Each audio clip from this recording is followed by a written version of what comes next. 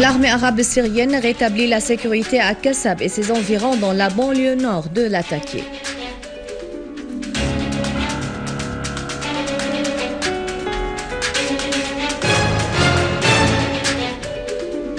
L'armée irakienne traque les terroristes dans un grand parc du gouvernorat de Saladin et dans des parties de Moussoul.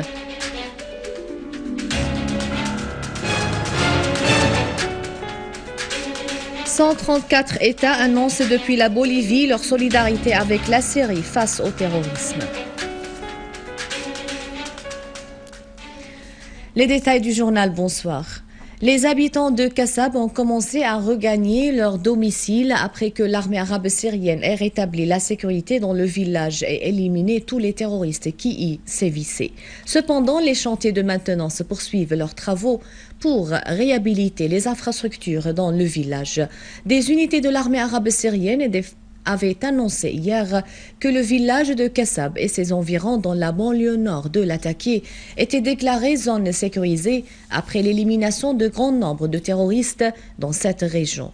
Des unités de l'armée ont désamorcé des mines et des engins explosifs plantés par des terroristes dans le village. Des armes et des munitions ainsi que des véhicules laissés par des terroristes en fuite ont également été saisis. Parmi les armes saisies figurent des canons nommés en fer, des mines anti-chars, des engins explosifs, des masques anti-gaz, des bouteilles de gaz et des mitrailleuses lourdes et moyennes. Des hôpitaux de campagne et 2 ambulances ont été interceptés près du poste frontalier de Kassab. Il y avait également des matelas pour camping et des vivres envoyés par l'Arabie Saoudite, en plus des étendards du Front Nasra et d'autres brigades terroristes. À Adlib, plusieurs citoyens sont tombés en martyrs et d'autres ont été blessés dans des attaques terroristes aux obus de mortier sur la ville de Jisr el-Chourour et le village de Stobrak.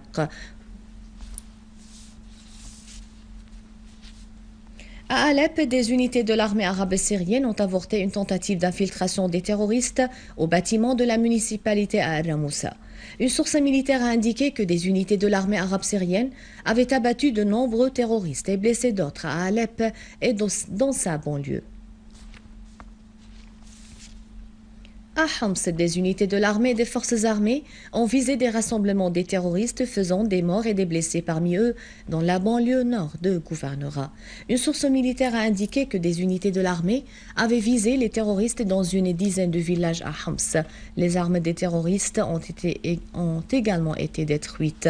Par ailleurs, des unités de l'armée ont déjoué une tentative des terroristes de s'infiltrer dans la centrale de gaz de Koumkoum, les éliminant tous. De même, des terroristes ont été tués et d'autres blessés dans une attaque de l'armée contre leur cache dans les fermes entourant le village de Cherchouh.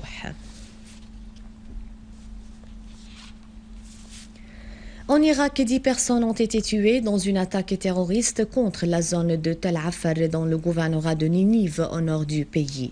Des sources irakiennes ont souligné que des hommes armés avaient bombardé la zone précitée qui tentait de prendre d'assaut ce qui avait fait 10 tués et 40 blessés. Les forces militaires irakiennes, soutenues par les habitants dans la zone de Tel Afar, ont repoussé l'attaque des terroristes. Une source sécuritaire a fait savoir que les habitants et les éléments des forces gouvernementales avaient abattu 18 terroristes.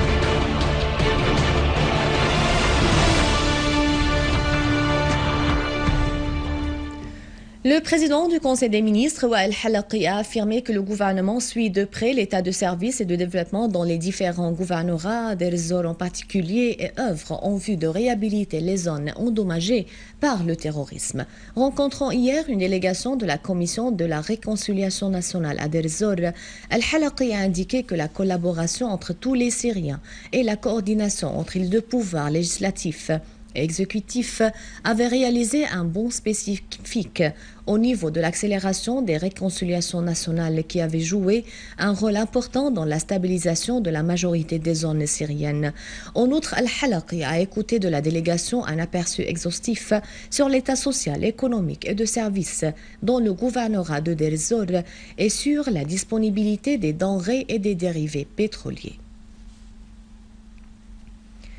Ahmed Hassan, vice-ministre des Affaires étrangères des expatriés, a assuré que la fermeté des Syriens a réussi à vaincre la guerre universelle lancée contre la Syrie. Lors de sa rencontre avec une délégation de la communauté syrienne en Pologne, en Tchèque et en Hongrie, Hassan a souligné le vaste afflux populaire aux urnes et l'attachement du peuple syrien à la détermination de son avenir face au terrorisme. Pour leur part, les membres de la délégation ont insisté sur leur attachement aux constantes nationales, se disant satisfaits de partager avec le peuple syrien la joie de la victoire. Un sit-in a été observé devant l'ambassade de Syrie à Moscou par la communauté syrienne en Russie pour célébrer la victoire du président Bachar al-Assad à la présidentielle. Les participants ont assuré que le président al-Assad est le symbole de l'unité du sol, de l'indépendance et de la souveraineté de la Syrie et la garantie de la victoire sur le terrorisme, se disant fiers de l'héroïsme de l'armée arabe syrienne face au terrorisme. Le président bolivien Evo Morales a réitéré le soutien de son pays à la Syrie sous la direction du président Bachar al-Assad dans la guerre contre le terrorisme et l'hégémonie de l'impérialisme. Les déclarations de M. Morales interviennent au cours de ses entretiens avec l'ambassadeur de Syrie au Venezuela, Ghassan Abbas. L'entretien a eu lieu en marge du sommet du G77 plus la Chine, dont les travaux avaient débuté samedi dernier en Bolivie sous le thème « Création d'un nouvel ordre mondial ». L'ambassadeur Abbas a souligné lors de cette rencontre que la Syrie luttait contre le terrorisme et l'impérialisme, allant de pair avec la lutte de la Bolivie contre l'hégémonie. Dans son allocution d'ouverture du sommet, le président vénézuélien Nicolás Maduro avait évoqué la souffrance de la Syrie due aux actes terroristes tout en se référant au terrorisme que subit actuellement l'Irak en conséquence de l'extension du terrorisme dans la région. Au Bahreïn, les forces de Al-Khalifa ont arrêté 8 Bahrainis, dont des étudiants, après avoir illégalement pris d'assaut 20 maisons à Derraz, à l'ouest de la capitale Manama.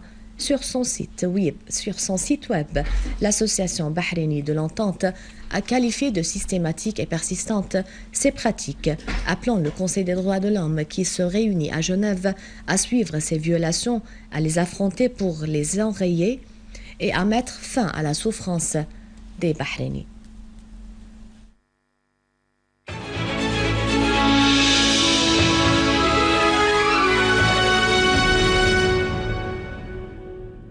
Dans la ville canadienne de Toronto, le ministère syrien du tourisme, en collaboration avec le club syrien a inauguré une exposition de photos sous le thème Trésors antiques de la Syrie, patrimoine de l'humanité.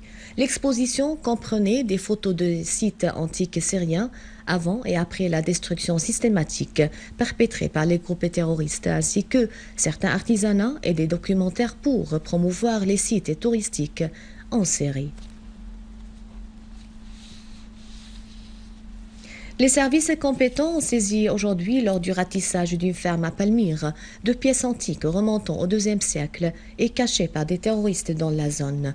Les 2 pièces antiques composées d'un buste d'une femme palmyrienne sculptée en pierre calcaire et d'une sculpture d'une tête d'un prêtre palmyrien ont été volées par des groupes terroristes armés d'une nécropole pour les trafiquer en dehors de la Syrie.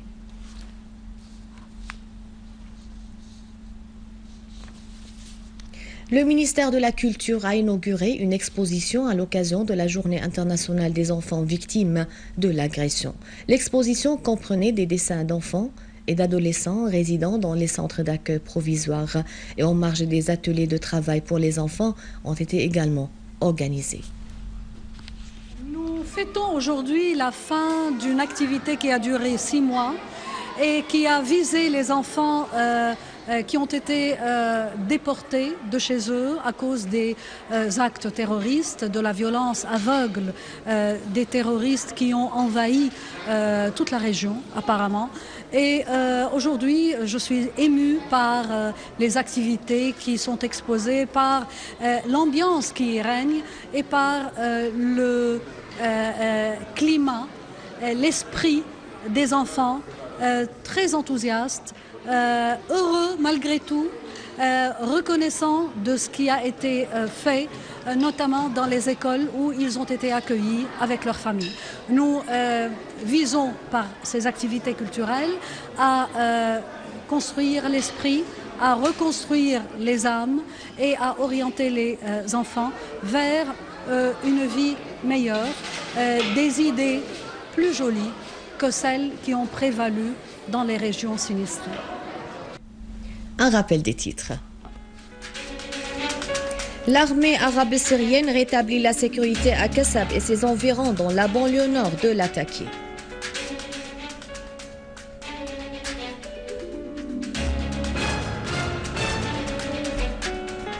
L'armée irakienne traque les terroristes dans un grand parc du gouvernorat de Saladin et dans des parties de Moussoul.